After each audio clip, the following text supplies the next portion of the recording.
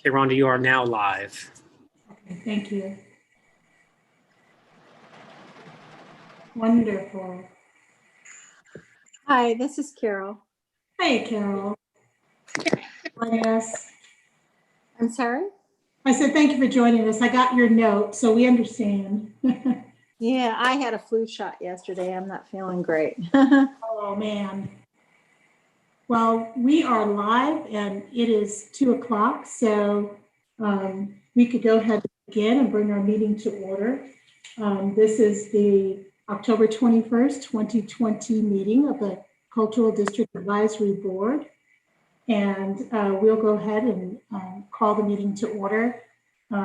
This is Rhonda Carey. I'm Rhonda Carey. I'm the acting chair of the Cultural District Advisory Board. So if you're joining us live, welcome. And we'll go ahead and begin. You all should have received minutes that Lisa forwarded to us of our September 16th meeting. Were there any questions or additions or deletions that needed to be made to those minutes?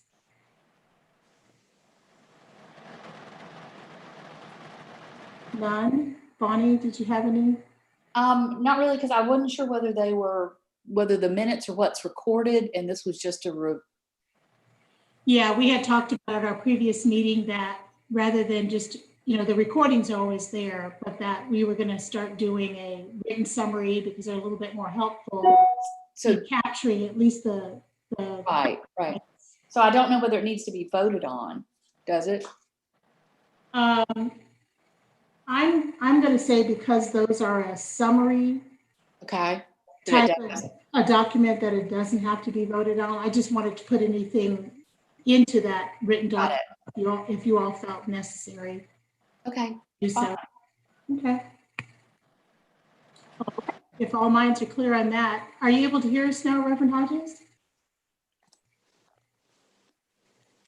Sounds like you might be still having a little bit of a issue with the audio.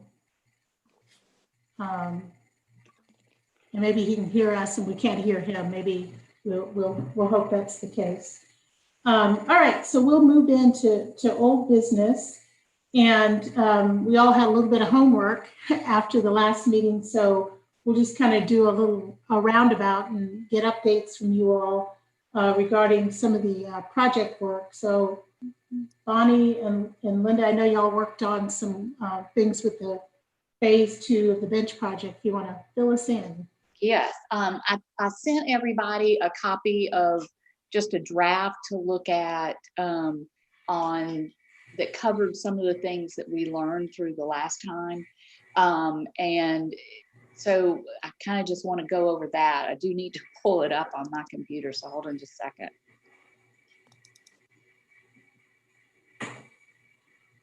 There we go. Does everybody have it up? I'm going to pull it up. Okay. All right. Okay, so this was, one of the things that we were, of course, checking is to make sure that they are inside the cultural district, and if not, what is the address, and whether or not they have permission to put the bench on the property. So a lot of this is just clarifying that everything is going to be working really smoothly. So, and then after that, most of this is kind of the same, but thanks to Linda and Lise, we did a tentative timeline that I want to go over. I think the board has already voted to do the project again, so I don't think that's it. It's more just looking at it as a group to make sure that we all agree that this is a reasonable timeline and expectation. So, as you see, the announcement for the phase 2 bench project would be November 2nd. So we'll just be needing to work with Kathleen on getting a press release out. And then I'm going to let Linda talk. We identified some places that we want to contact personally that, just to make sure that they know about it. We also will be having a potential meeting with anybody that's interested at our next cultural district board. They will be able to come in and we will be able to talk to them about what all they will need. They'll be able to ask questions. But this application will already be up so they can look at the type of things they need to be looking at. Okay. So, and so Linda, will you talk about some of the places that we thought might be a good Yeah, let's pull that out. Downtown, we think right now we have the, am I on mute? no? Oh, we can hear you. I do have a question though, because the document I have that was attached to what I got today has the project timeline starting in December 2018, going through May 2019. I must have sent you the wrong one. Yeah, that's the only one I got today. Okay, got it. So let me resend that to everybody. Okay. Oh, I Because saw it's- that, yeah. It should say, yeah, let me, hold on just a second.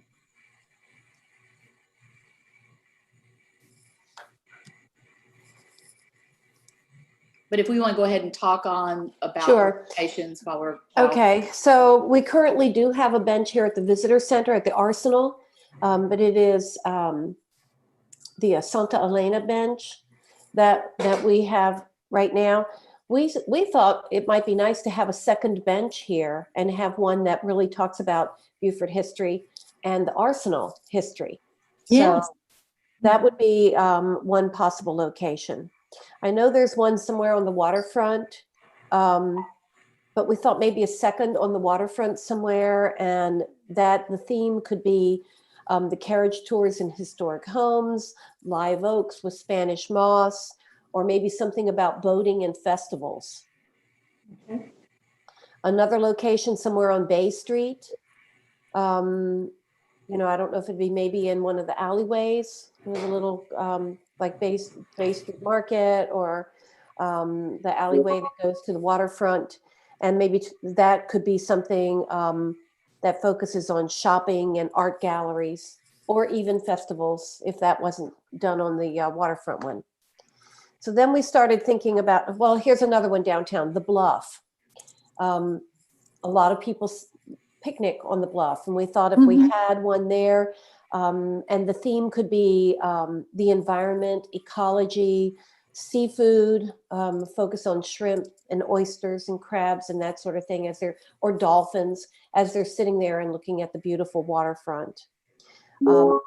Tabernacle Baptist Church. I know that we do have one at the Black Chamber that I believe is a Robert Smalls theme, but we're about to get a Harriet Tubman memorial at the Tabernacle Baptist. So maybe even repeat Robert Smalls, because that's a good location for that history, as well as Harriet Tubman. Possibly the Pat Conroy Literary Center. Talk about Pat Conroy's stories and how they talk about Beaufort and include Beaufort. Historic Beaufort Foundation at the Verdier House is a possibility. TCL, the Mather School. And then also outside of the historic district, we considered the possibility of something on the Spanish Moss Trail that focuses on nature and hiking and biking. Something at Penn Center or the Brick Church, Darrah Hall, that just focuses on the cultural, the Gullah culture. And then possibly Hunting Island, and that could be nature and wildlife, could be turtles and sand dollars and gators and that sort of thing. So, we thought, why keep it just to downtown if we can get sponsors that would be interested in this project? And then as we move forward, we thought maybe we could do a map and like a little, like a scavenger hunt where people would, or do a bench tour, on the map, and they get a little stamp, or they check it off or take a picture of it or something when they get there, and then they maybe bring it back to the visitor center to get a certificate that, they visited all the sites.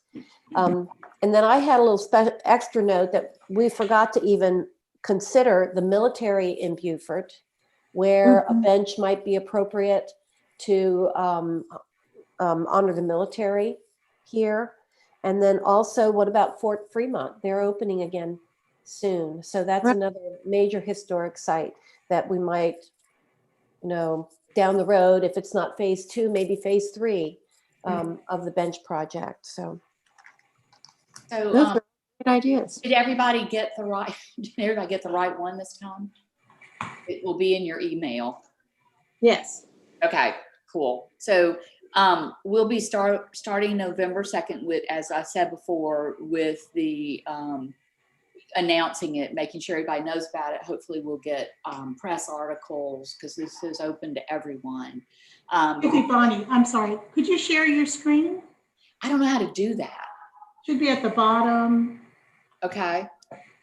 See, when you bring up that little menu. Oh, there's a okay. I see the green button. screen. This is a great document. Allow Zoom to see screen. Sure. Okay. Perfect. Oh, Oh, now it's asking lots of questions. Rhonda, can you show yours? let me try. I apologize. I will practice before next time. I think. Yay! Yeah. Can you see it? I can see it. You're brilliant. All right. So we'll go ahead and purchase the wood because we know that it has to have time to cure. I think that's the correct word. And then, like I said, that next time we will meet with anybody that has questions to answer anything at our next board meeting, November 18th. After that, they will have, well over a month, almost 2, to be able to do their application and their drawings. And then the bench committee for the cultural district will review them. And then we will make our presentation to the board. And then we'll immediately notify the results, and benches will be ready to pick up on the 22nd. So some of the things that we did learn last time is we have to make sure that whoever decides they want a bench, that they're going to have to be able to store their bench because we do not have any room for it until it is completed. And I believe we'll do something similar to what we did last time, where all the benches will be here at the Center for the Arts. And we'll invite the community, depending on where we are with COVID, either inside or outside, and have a celebration on the new ones, and then they will be installed. So are there any questions? I think this is great, guys. Yeah. So how many benches are you anticipating would be in phase 2 then? And Carol, only 6, but if we get some phenomenal applications and can find the funding, then we would just need to talk to Habitat and ask them whether or not, how long it takes for it to cure. What I'm saying, whether we could go ahead and, add additional. Mhm. And how will we will just determine which 6 they are based on the submissions. Is that right? Correct. Okay. I guess it would be based on submissions and interest, right, Bonnie? Right. Just, yeah, okay. I mean, they're going to have to meet the criteria, and and then I just think it's the ones that fit best for this time. Mhm. Well, hopefully there'll be a lot of interest and there'll be quite a few submissions I hope so too. Well, Sponsors. and Reverend sponsors. Hodges, can you hear us now? yes, again, yeah. Oh, wonderful. We can hear you too, so that's great. I heard the whole thing, yeah. Yeah. Well, Reverend Hodges, we hope you would definitely be one of the sites for a bench. We would definitely love to do one at Tabernacle, yeah. Oh, good, good. Awesome. So this was really kind of all that we had, that we had to share at this point. I think it's pretty streamlined and clean. So, the second time's always easier. So, but anyhow, there you go. That is our report. Awesome. Linda, do you have anything else to add? No, Okay. no, I think that was pretty much what we covered. All right. Well, thank you guys for that. That's perfect. I think it's great and it's exciting. I was speaking with Jamie Lackman from Habitat earlier in the week about something completely different. And I mentioned to her that we were meeting this week and that we would be soon getting with them and sending over the funds for them to begin to be able to purchase the wood and get it cured and so forth. So I will do that this upcoming week. I'm going to be out of the office for a couple of days this week, but then on Monday I'll send over the check request so that we can get the ball rolling with them and they can get it on their schedule and get the wood in and get it cured.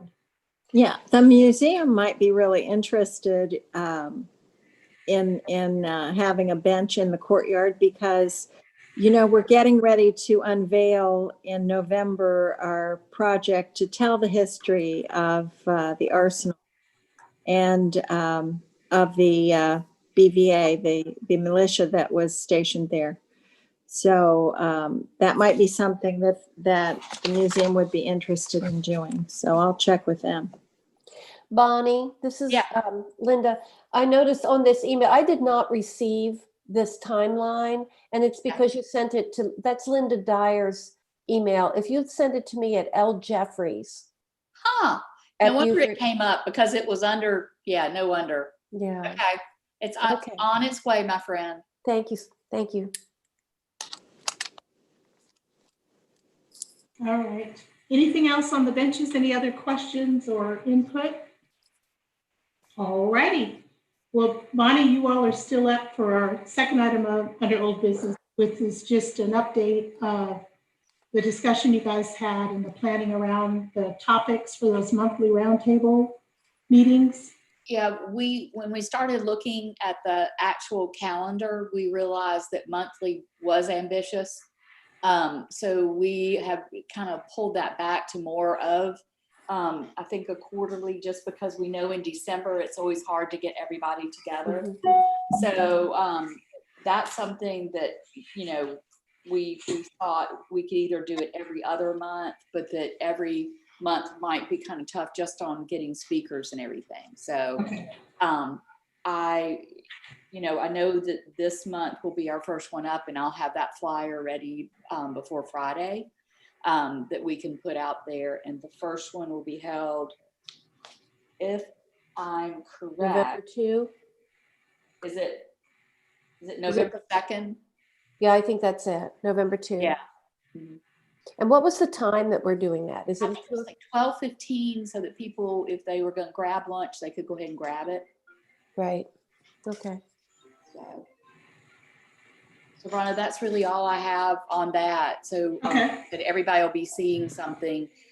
We did talk about different titles for the different months, and came up with some ideas, but nothing concrete. But but we know that the first one's going to be on tourism. Okay, great. All righty. I'm taking notes. If it looks like I'm being rude and doing other stuff, I'm taking our notes I'm the volunteer this month to take our summary notes. So forgive me for seeming distracted. I'm not. I'm just trying to keep the notes straight. Okay, so the next item, I'll just give a quick status on it. We've not, I hate to say we run into a snag, but we realized once we reviewed our policies and procedures that one of the criteria that we had listed for our member at large included a language that the person who serves as member at large on the board would need to reside and or work within the city limits. And you guys probably remember Daniela Chives had applied to be part of the board in the member at large position, but has since has moved her business outside of the official boundaries of the city of Beaufort. So in terms of where we are with our current policy, she would not be eligible to serve on the board. something that we may want to visit in the future. Excuse me. Particularly because we are sort of wanting and knowing that we want to move in a direction that will allow us to be more supportive and expand our network a little bit, not so much expand, obviously, our cultural district, but our network. And so maybe some language or some criteria that we want to review at some point so that we, as we kind of expand our horizons in networking, we might be able to open up that member at large to folks who live beyond just our city limits. That being said, there was some interest. Someone reached out, Mr. Herring, he runs the frame shop over in the marketplace. He expressed some general interest in the member at large position, and I did send him an application, and he's reviewing some materials about the board. So as of today, that position is still available. So it's been posted for some time now on the city's website. So if there's anyone out there who might be interested, you can find that information on the city's website under Cultural District, and or reach out to any one of us, and we're happy to share some of that information about the position with you. So that's kind of where we stand right now with that member at large position. The other update under old business, Carol and I met via Zoom about a week and a half ago and did some initial review of those policies and procedures that were originally pulled together when the Cultural District and the Cultural District Advisory Board were being formed. We found that while some of the information is obviously pertinent because it contains language and information about the makeup of the board and how the board's organized by member organizations having representatives, et cetera, there's a little bit of just cleanup work that has to be done. And I'm almost finished with that. And it's simple little things like the organizations that under which the board was organized back in 2016 are no longer correctly reflected in the document. So it needs to be updated to include Tabernacle, to include the CVB. Back then, the Beaufort Art Association was one of the initial organizing member organizations, and that all needs to be cleaned up. So what I'm going to be doing in the next week or so is cleaning up the document. It's about a one-page document, and sending it out to you all for review.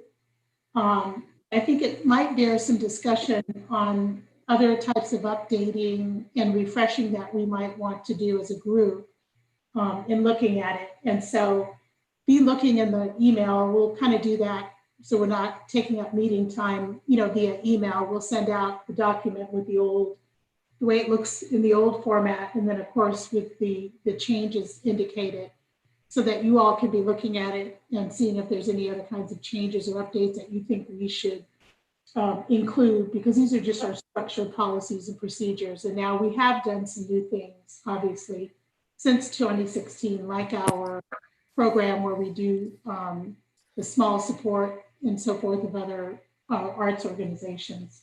So that's a little bit of an ongoing project, not a daunting one, but something that would be nice to have cleaned up. And I will commit and thank Carol so much for her help and insight in kind of looking those over and getting those into shape. Part two of that is in the process of doing that. I went ahead and I did reach out to Jason Rapp of the SC Arts Commission and just had a very brief conversation with him regarding our discussion that we had before as to how we might appropriately begin to cast that net a little bit wider beyond our district borders, to start recognizing, partnering, networking with entities like Penn, like some of the Fort Fremont and some of the others who are far beyond our boundaries. His recommendation and his guidance was that while we need to be, I guess, for lack of a better phrase, careful in not drawing a direct association with those as being part of the cultural district, because again, that is organized by a geographical boundary. that it would certainly be appropriate for us to co-promote or cross-promote activities and types of events in support of those that are outside of our boundary, because obviously we share a lot of the same common missions and goals, particularly where tourism is concerned. So he was just letting me know that we would want to be careful in how we phrase and associate with those entities, so that it would be clear that we are part of a, walkable district. They are not, but they have similar programmatic and other types of goals that complement ours. So I think as we work with Kathleen Williams on some of the other things that she's going to be helping us with in terms of fine tuning and structuring our social media presence and some of the other marketing that we do, we can certainly begin to show that we are involved in networking with, those other entities, and making sure that, we recognize them as not so much affiliates, but like-minded partners, as opposed to maybe additional members or affiliate members of the cultural district. And the last piece I'll say on that is Bonnie and I spent some time with Kathleen a few weeks ago, taking her out to visit several of the sites outside of the district, as well as those within the district. And it was really insightful. And she and I are busy working on a feature article about the cultural district, the cultural district board, the entities and the work that we've done. So that's sort of an ongoing project, but I think it's going to be really nice. And we're going to work to feature that not only on the city's website and our little landing page within the city's website, but it may be something that we'd be able to pitch out so that that article could maybe get picked up and just bring some visibility to the board and to the district and what we do and all the assets that we have here and how those are tied to our tourism project.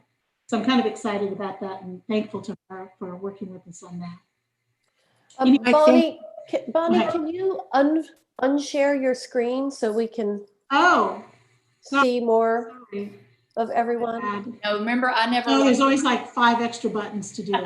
Here you go. Are you really sure you want to stop sharing? I'm sorry, you guys. Sorry about that. I was just going to say that I think definitely Beaufort Lifestyle would be a magazine that would want to feature that article. And Right. I know the editor, but of course the editor's name is right there on the Yeah, it's Naomi. yeah. Yeah. Mhm. Yeah, and that was one of Bonnie. the, she and I talked about Beaufort Lifestyle Magazine as being the perfect Mhm. way to feature that article. So I'm excited about that, because we still get people, and I'm sure you all too do as well, who say, what is the cultural district? What is a cultural district? I had somebody ask, why do we need one? And so it'll be nice for people to kind of be able to connect all the dots and see how the cultural district itself as a place, and then of course all the entities that reside there, how they're integral to really the flavor and the makeup of what Beaufort is. And of course, Linda knows how those assets then are important and translate to, benefit the tourism that we have here in Beaufort. So I'm excited for that to take shape. Alrighty, and Can you just share with me, maybe I'm forgetting, but I don't know who Kathleen Williams is. I'm sorry, Kathleen Williams is the she's our marketing and communications person for the city of Beaufort. Okay, gotcha. Okay. Right, so she manages our newsletter and some of our social media and different marketing and promotion activities and Okay, great. yeah, so Yeah, I think I did. She was at one meeting. I do remember that now. Thank you. right, some time ago, back in the days when we were meeting face to face, folks. Right. How long it's been a long time. So. That was a long time ago. Yeah. All righty, trying to get you guys in and out of here in an hour. Update is pretty straightforward. I will say that I would like to, if we could vote on the expenditure of $1,200 toward the materials that the Habitat folks will have to buy for the purchase of the benches. So if somebody would please make a motion so that we could get that on the books. I'll make a motion. All right, so it's been moved and seconded that we allocate $1,200 and make a check payable to the folks at Habitat for Humanity for the purchase of the wood and materials that will be used in the building of benches for phase 2. Linda, what's your vote? Yes. Bonnie, Yes. Carol, Yes. Reverend Hodges? I think we lost him. Did we lose him? Mhm. My vote, yes. We may have lost him. I don't see him He's not on the screen. on our screen. Huh. Oh, okay. Well, the motion can carry because we do have a quorum. And I will get that requested early next week and get them started on getting the wood prepared for the benches. I'm getting excited, you guys. I feel like we're getting our hands into something now. And can you remind me how much sponsors will need to contribute per bench? It is, I will give you a clarification on that once we meet finally with Habitat. Okay. There may be a small fee, but you also are, responsible if you want to pay your artist and any paint or anything else that's associated with the bench. Right. So they get the painting materials. Right. And also have to procure the artist and to give the plan and all of that.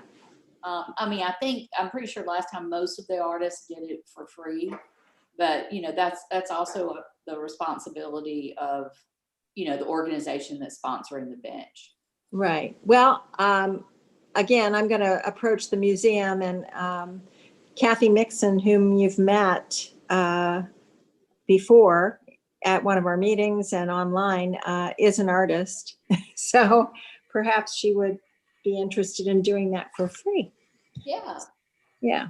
So, Free is good. So basically, it's the cost of the bench. The cost, we have to find out from Habitat. It's the cost of the bench plus whatever expenses they have in paint and artistry. right. And it should be a nominal, amount of, I just need to look back in my notes of around $120 to $200, which just helps Habitat work with the labor portion of building the benches and things like that. Yeah. Well, I know the cost of lumber has gone up quite a bit. Yeah. So, they could be a little more expensive this year than last time Right. because of that. Okay, and I'll try to confirm that with them. I will. Prior to the check being cut, I'll speak with Jenny Drake, who supervises the workshop at Habitat, just to get an update on that. That's a good idea, Linda, because you're right, it's gone up considerably. Mm-hmm. And notify y'all by email if it's a substantial difference so that y'all are aware. Okay. All right, great. All righty, all clear on that? All right, I kind of morphed, I'm sorry, ladies, the first discussion item under new business, I've already kind of told you about my discussion with some of my discussion with Jason at the SE Arts Commission regarding the support or and cross promotion with the entities outside of the boundaries of the district. One of the other things that I actually pitched to him, and I shared this with Bonnie earlier, it was kind of a chuckle that we shared.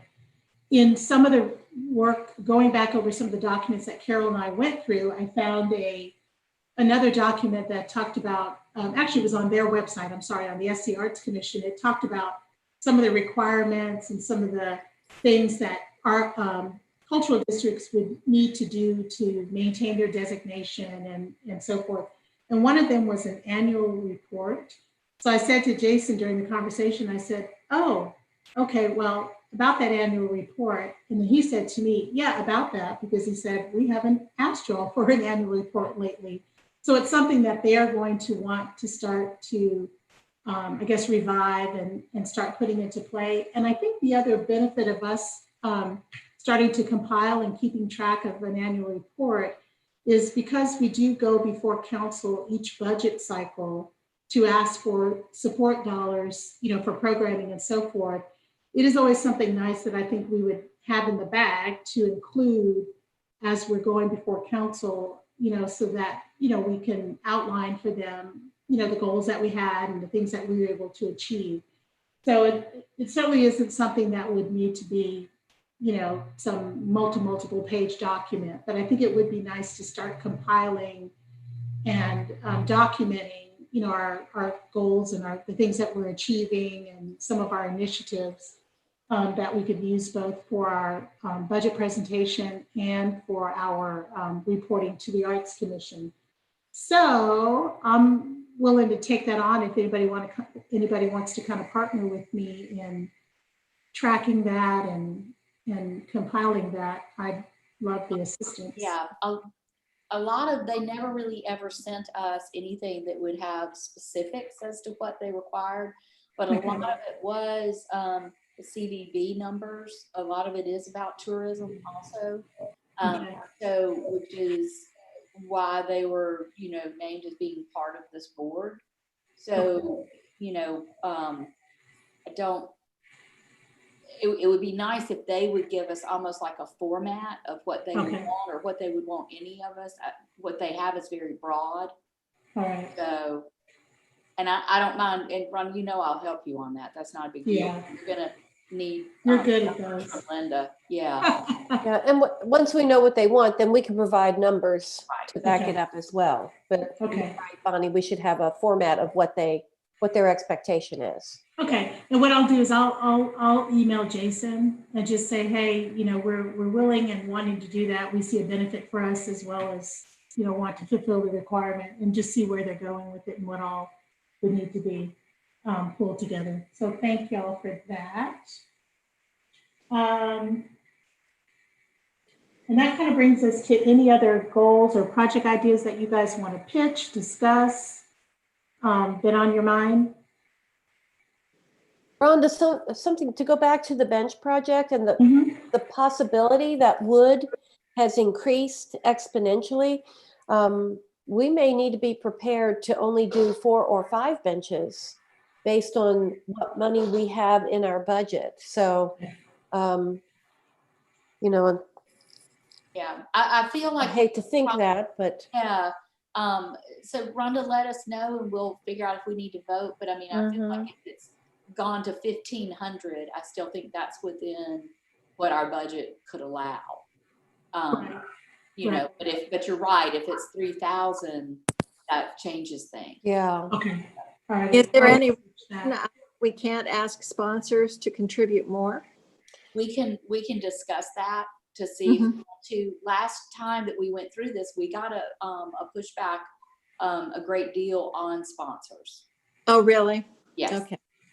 So that's why. Yeah, I would imagine sponsors probably want some recognition, and since we don't deem them as a commercial opportunity, Right. Right.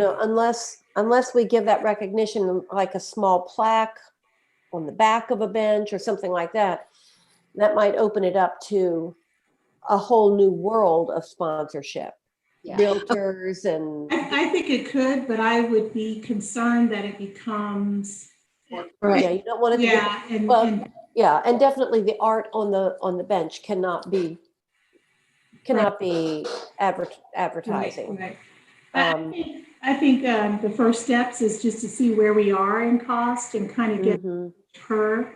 And it may be something that we very kindly say to our sponsor, our partners, can you seed in $100 per bench or whatever, based on where we might be.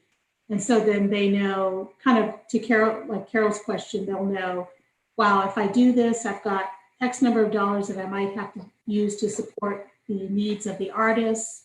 And yes, I could seed in $100 or whatever the case. Mhm. So I'll find out sooner than later where Yeah. they're at with the wood. Well, we'll have to have that information on the application once it goes live on the site. Okay. Alrighty. I'll reach out to Jenny before I'll reach out to her tomorrow to get an estimate for you guys. Okay. Okay. That was a good thought. I didn't think about that. Any other goals or project ideas? If not, we'll move to our roundtable. That's like my favorite part, is the roundtable, to hear what everyone thinking and so forth. Let's start with you, Carol, on the roundtable announcement. Saturday, November 7th, the museum is holding an encampment in the courtyard at the Arsenal.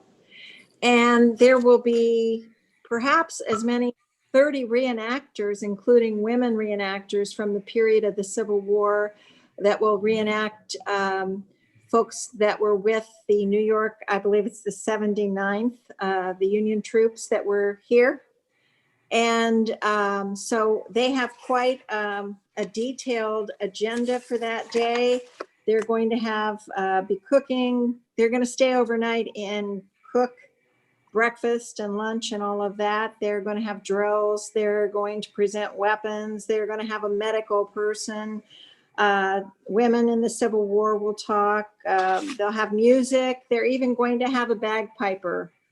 So it's going to go from 9 o'clock in the morning when the gates open until it closes at 4:30. And the museum admission, of course, admission to the courtyard is free. However, because of COVID, we will require people to wear masks when they're in the courtyard, and we will have to make sure we don't admit more than a certain number. We don't want to have more than 50 people in the courtyard at once. And so all the reenactors will be wearing masks as well. So that's going to be a fun thing. We are going to advertise it through the newspapers. And so we're hoping to get a goodly crowd, and the admission to the museum will be $2 less than normal. I believe they've already made arrangements with the folks at the CVB about that, Linda. Mhm. And yeah. And so again, we are rationing how many people can go upstairs at a time in the museum as well, only 10 people at a time. But so we'll be having people at the gate that are kind of gatekeepers to make sure we don't get too many people in at one time. But we're looking forward to it because, the last event we held, well, we did hold a small event this summer just for just board members and friends of Fort Fremont. But this will be our first event since we actually had our encampment on March 14th, which was right before everything closed. So, so we're looking forward to that. And also sometime in November, our new signage will be under the arches in the museum. That is finalized and it's off to the vendor to make them. We have the frames and everything, and they're going to be wonderful. A series of 3 wonderful signs that give background on the history of the Arsenal and the Beaufort Volunteer Artillery, which was actually established in the 1700s before the Arsenal was built, but they were the first occupants, and then they've morphed over the years into other entities. And so it'll give quite a bit of the history. And there will also be lovely photos, large photos of the historic Arsenal that will be included on the wall. So we're looking forward to that. We don't have a date yet, but it'll be sometime probably in November. So that's exciting too. That's what we've got going on this year because we're not doing lectures or anything like that right now. Wonderful. Thank you. Mm-hmm. All right, Miss Linda, anything you want to share? I guess there's nothing really new going on here with the CVB or the visitor center. And well, at the CVB, we have taken in some bids from website servers to possibly go with a new company to improve and update our website. And that's an ongoing project. And then with the holidays coming up, we're just looking forward to working with the downtown merchants and Baja and any other entity to help promote visitation and shopping downtown and activities to get us through the holidays. Bonnie's been up to a lot. Oh, yeah, yeah. So we started Conversations on the Lawn, which have been fun with local authors that have written a book basically that came out about the time of COVID. And so it's been a lot of fun. We've had interesting crowds. They seem to be growing. We have one tonight, although I'm not real sure whether we're going to pull it inside or not, but we'll make that call probably in the next 30 to 40 minutes. But so that's going really well. And our movie series starts back on Monday night, and with The Lady Who Loves Giraffes. So it's a documentary. It should be lovely. And then we are working with our children's theater to do Little Women. And that's only with our seniors and juniors of the children's theater. And at this point, we're not sure. We're just going to be following as many social distance rules or whatever that they have for theater, because we do need to say don't want anyone to be exposed, but the kids, just like everybody else, are ready to go back and to do something. So we don't know if it's just going to be a Zoom. We don't know if it's just going to be live streamed. We're not real sure, but we're in rehearsal now on Zoom, and it's just been great to see the kids again. So Bonnie, are Excellent. the movies going to be on the lawn? I'm sorry, what? The movies, will they be on the lawn? No, they're going to be inside. Inside, okay. Yeah, we're going back inside. Because November gets kind of sketchy. I mean, it can be beautiful, but Yeah. so we're coming back in. There's only 74 seats, and you will specifically have safe seating. So you'll only be able to sit with twos, and then maybe your friends may have to go down from that, but it is all regulated where you are 6 feet apart, and you will be required to wear your mask. I saw that you've changed to HEPA filters in the venue too. That's good for the ventilation. Mm-hmm. I have a couple of updates. We are busy here in our downtown office working on our Halloween celebration, which is kind of an ongoing thing. It's virtual and then drive-through. So right now, the costume contest and the pumpkin decorating contest are open up to the public. They dress themselves up, they dress their children up, they dress their pets up, snap a photo, submit it online. We will gather all the photos up, organize them into galleries, and then starting on the 26th, next Monday, we'll open up the galleries for viewing and people's choice voting. And we'll have winners in a bunch of categories, as well as on Halloween Day from 2 to 4 p.m. at the 4 larger parks, Washington Street Park, Pigeon Point Park, Waterfront Park, and Southside Park. We'll have a drive-up, grab-and-go trick-or-treat where families can drive up and their children can receive a pre-packed goodie bag, and all that information is on our Facebook and website, so we're excited about that.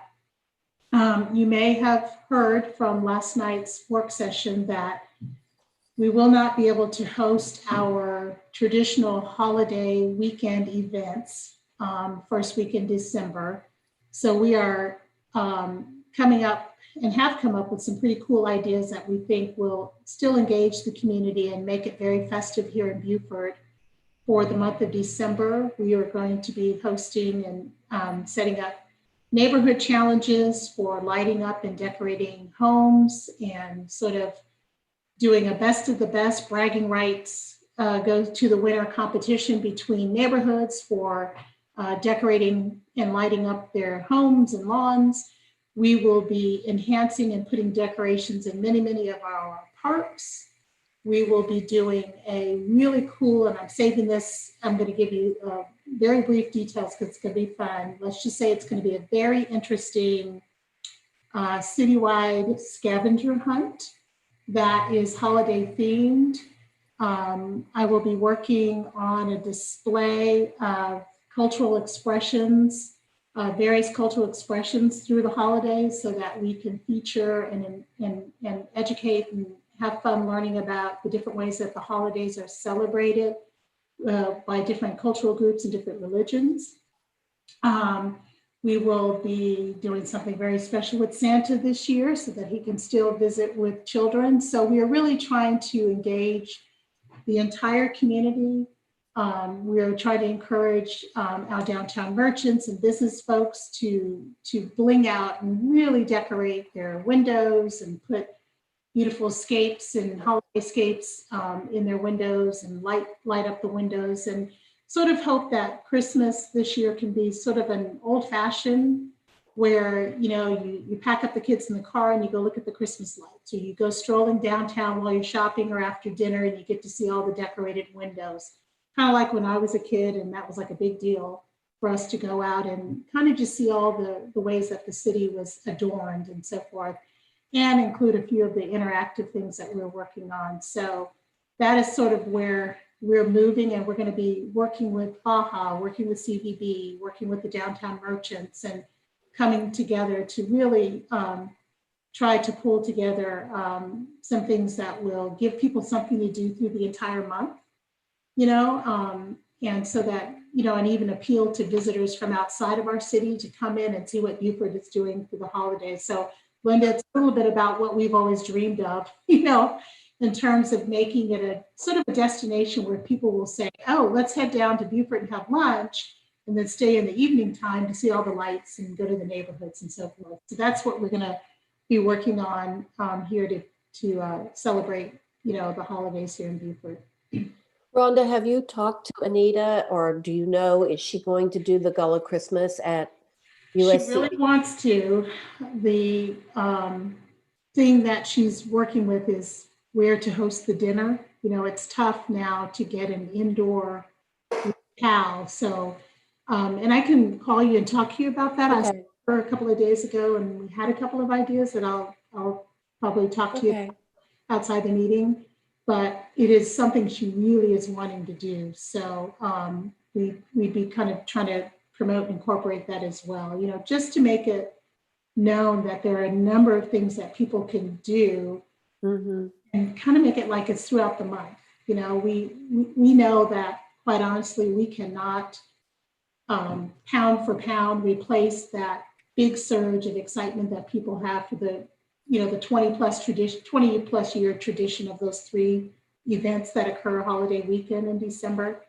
But we figure if we can offer a number of things throughout the month, and then particularly if we can get this town to light up, and I mean really light up and be blinged up, it can be that place where people say, oh, if you get a chance, you got to drive through Beaufort sometime in December to see all the lights, you know. I mean, I lived in a community in Arizona where, I lived in a town in Arizona where there was a community that was so well known